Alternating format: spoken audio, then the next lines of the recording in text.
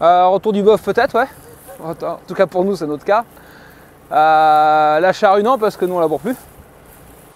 Ben, on produit de la viande de bovin, donc de la viande de bœuf.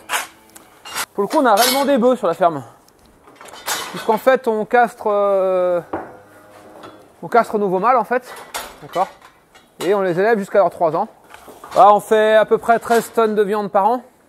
Et qui est intégralement vendue en vente directe. Moi, je me suis installé progressivement en fait. On a créé la ferme en 2009, ma femme s'est installée en 2012 et moi je l'ai rejoint en 2014 à temps plein sur la ferme. Voilà, donc c'était un montage progressif. Donc au lieu d'emprunter la valeur du troupeau pour démarrer, on a démarré progressivement en faisant véler en fait des vaches pour faire des génisses qui sont reproduites chez nous. Donc avant en fait on n'avait pas les moyens de vivre à deux sur la ferme le temps que le troupeau se mette en place. Voilà, donc moi je travaillais dans le machinisme agricole. Du coup, dans mon métier de paysan, la partie mécanique me sert tous les jours, puisque dès qu'on a... Voilà, soit on est en CUMA et c'est plutôt des achats de matériel collectif, soit le matériel qu'on a nous sur la ferme, il est plutôt vieux. Le tracteur là, il a 20 ans, lui il est de 95, donc il a 23 ans. Donc du coup, je fais plutôt durer le matériel que j'ai à moi sur la ferme, et après pour le reste, vu qu'on a besoin d'être efficace quand même, et puis qu'on va vers des techniques un peu innovantes, même si on est en bio, au contraire d'ailleurs, du coup il nous faut des machines un peu modernes qu'on ne trouve pas forcément d'occasion, donc après on peut auto-fabriquer, mais bon on est quand même sur des largeurs de travail assez conséquentes, et du coup on préfère s'équiper en CUMA, et ça permet d'avoir aussi un peu de vie sociale et puis un peu d'entraide avec les collègues. La CUMA a été labellisée GI2E, ouais, rapidement, ça porte sur trois domaines. D'abord c'est l'entretien des bords de nos parcelles, avec une approche sur les haies. Voilà, donc là on a un lot d'animaux là qui est sur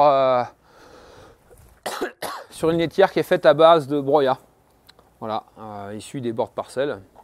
Ça permet d'économiser de la paille, ouais, aujourd'hui c'est à peu près estimé qu'à 4 mètres cubes de bois broyé c'est équivalent à une tonne de paille. Bon, ça, quand on parlait de ça au début, avec la tonne de paille à 60-70 €, bon, on voyait pas trop l'intérêt. Cette année, effectivement on y voit un peu différemment, quoi. Voilà, après l'idée c'est de faire un retour carbone au sol aussi, avec le broyat. Les deux autres thématiques du GI2E, c'est d'un côté la réduction du travail du sol. Donc là on s'est équipé de matériel de scalpage et de fissuration pour plus utiliser la charrue. Et puis de semoirs aussi à semis simplifié et direct pour la semis en ligne du maïs et la semis monograine, surtout du maïs.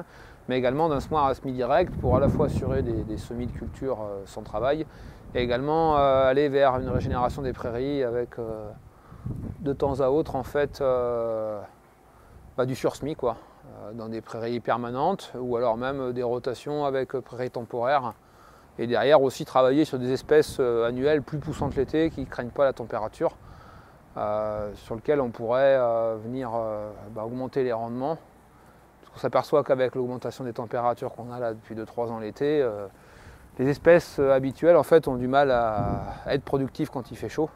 Et ensuite, le dernier point au niveau du GI2E, en fait, c'est la récolte des légumineuses fourragères, donc que ce soit sur des prairies temporaires avec des luzerne ou des trèfles, ou alors justement sur des couverts végétaux ou des dérobés un peu plus ponctuels, avec beaucoup de légumineuses type vesse, févrole, pois, qui demandent en fait une manutention un peu plus délicate pour pas perdre, à la fois pas perdre la feuille et à la fois pas souiller le fourrage avec le sol, quoi.